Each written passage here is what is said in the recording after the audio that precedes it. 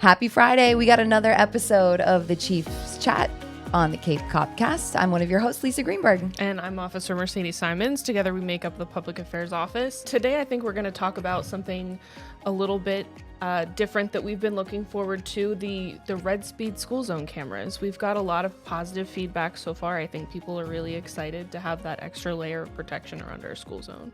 Absolutely. And just a quick civics lesson, right? We're a representative form of government.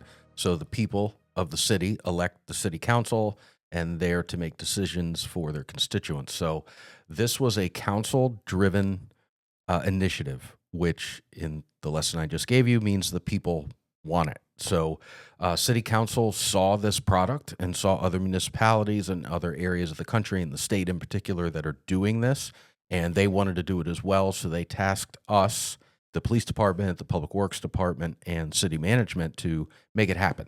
And we've been working behind the scenes to get that done, and we are really close for these to launch. It's really exciting. So for people who don't know, it's called Red Speed. It's a product that essentially is able to catch people who are speeding through school zones. This is something that's going to be in effect during the school day and 30 minutes before, 30 minutes after. So it's something that is going to be running and basically catching anyone who's going more than 10 miles per hour over the speed limit. And I think what's super unique and what is probably one of the biggest benefits of this is instead of having posted officers at each of the school zones that are having to monitor this, they can now be free to do other things. Right. It's a force multiplier, and it's essentially what you just said. If you're driving, pick a street in Cape Coral, we'll take Trafalgar. So you're driving down Trafalgar Parkway, near the lights for the school zone, the blinking yellow lights, there's a camera infrastructure that will that measures speed and takes a picture of a violator. So if it's 20 miles an hour and you're going more than 10 miles an hour over the speed limit through that school zone, it's going to take a photo and issue a civil violation. And the civil violation goes to the driver, and then there's an appeals process. You can do that at the municipal level where you would come to like a city court, so to speak, and plead your case. And if you are successful, then the ticket would be voided. If you were not, you would be due the fine and administrative costs. If you do nothing, if you get the violation and you blow it off or hope it goes away, after 30 days, that civil municipal violation gets turned into a uniform traffic citation. Just like any other traffic stop, you get a ticket, goes to county court, and then there's penalties for failure to adhere or handle that. Right. So it's serious business. You want to make sure you take care of that. It is serious. And this is something I think people wanted so much because, you know, we got to keep our kids safe and people are flying through these school zones. Absolutely. You get people that either don't know or worse, they do know and don't care. And if you look at any given school, there's the minimum number of students in our schools is about 1,000 kids. So if you take a percentage of that are walking or riding their bikes, that's a lot of kids, and it just takes one.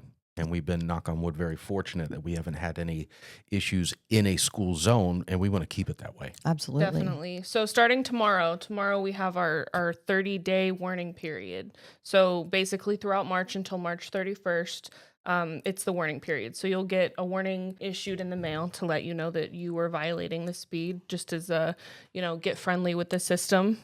It's part of the education period. So there's a real formalized process to roll this out. We don't just turn it on and start issuing citations to people.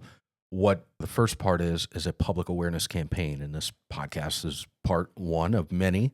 There are flyers that are going out to the schools. There's a public service announcement that we filmed that we're going to broadcast, and the actual system is going to be live, but all of the violations are going to be warnings for the first 30 days. That gives us a chance to get used to the system, get used to the workflow internally, and more importantly, get our drivers used to the fact that this is happening. And all of those educational components combined, we get a month of it to really get used to it. And then it goes live in 30 days. And then if there's a violation, it's a real deal violation. And we'll run it through the end of school. And then everybody's got a chance to really sink it in for the start of next school year. Right. And I think another thing to point out is, in addition to the public service announcements and the podcasts and the news releases and the social media posts and all of that, there's also very clear signs posted that it is a photo enforced location. It's not like we're trying to hide anything. It's not like we're trying to be like, gotcha. It's clear that you will be penalized if you go through a school zone more than 10 miles over the speed limit. It's very clear there are posted signs in addition to all of the other messaging that we're putting out. Right. You hit the nail on the head. It's not a gotcha. We are telling everybody. And listen, the goal would be to not make $1 off this thing. Right. If nobody sped through a school zone, that's a win. That's what we want. So this isn't something where we're hiding in the bushes with a radar gun. It's out there. There's signage. It's publicly, advertised. Like, please don't do this. Unfortunately, some will, and hopefully the word will get out, and then people will be a little bit more safe in these vulnerable areas.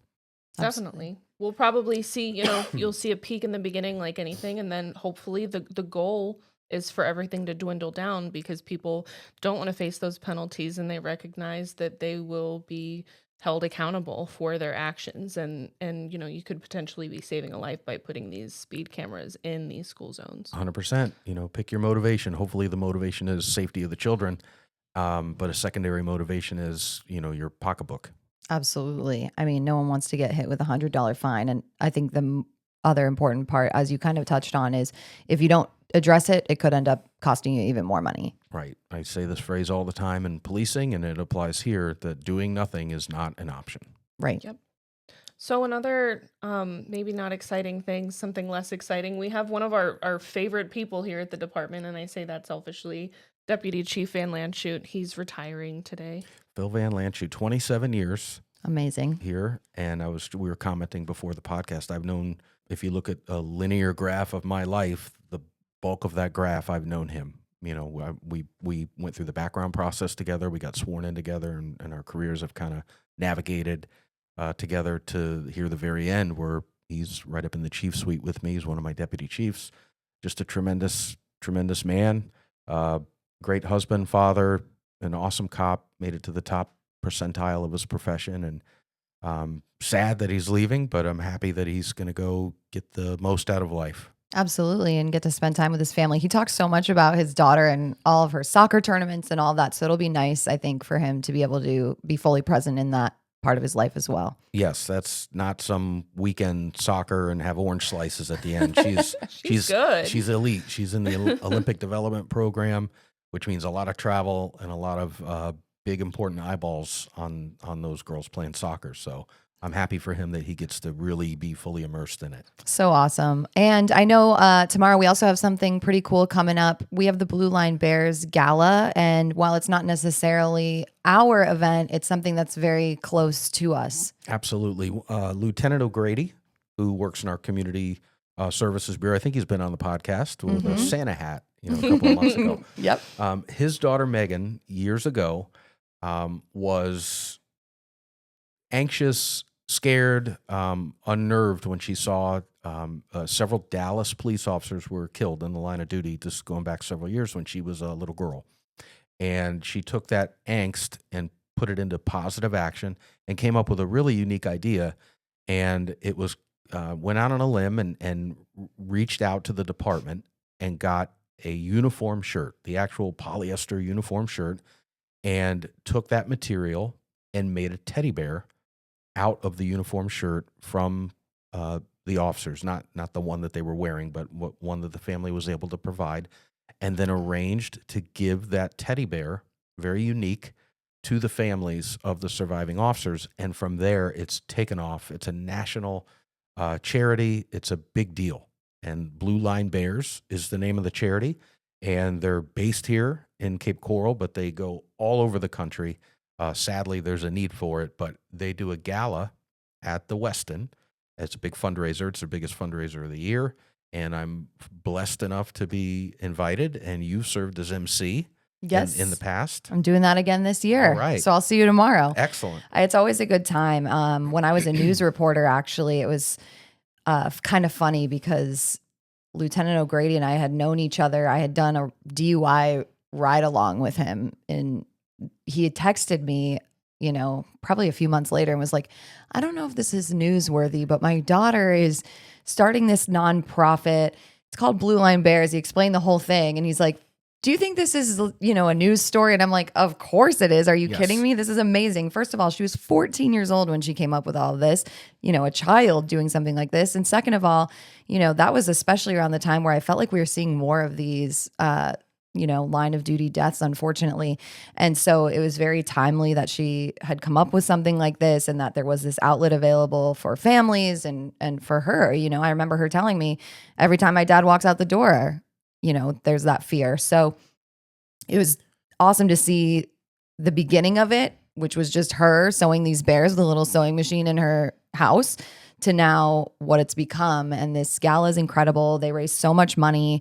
They have families there who have been through losing a loved one in the line of duty. It's just a very emotional, but also uplifting evening. It's just such a great event. So I'm really looking forward to it. It's so much more than teddy bears at this point. It's families that have a very unique kinship coming together with support for them, and just to let everybody know that their loved one and they, the family, the survivors, are not forgotten. And I had a wonderful conversation and time with a couple from Colorado last year. Officer Gum was the officer who was tragically killed in the line of duty in Colorado.